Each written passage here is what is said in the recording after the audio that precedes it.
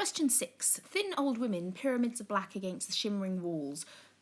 line 13. So that's part of a quote that's been taken there, not the full quote, but it's enough for us to then answer the question which follows.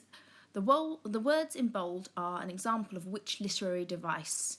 So it's obviously creating an image. It doesn't use as or like, so it can't be a simile. It's not saying that these women are like anything human. It's not likening it to a human quality. It's likening it to a pyramid, or it's saying it's literally a pyramid. So it's not personification.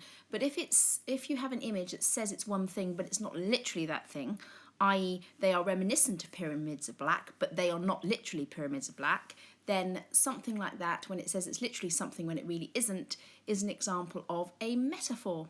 So that's the answer. It's a very straightforward knowledge-based question. So as long as you know your literary techniques and you've revised them prior to the exam and you're comfortable with them, you should spot this pretty quickly.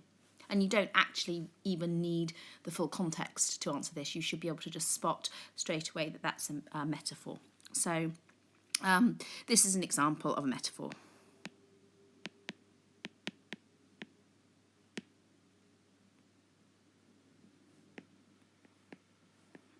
Learn how to spell metaphor.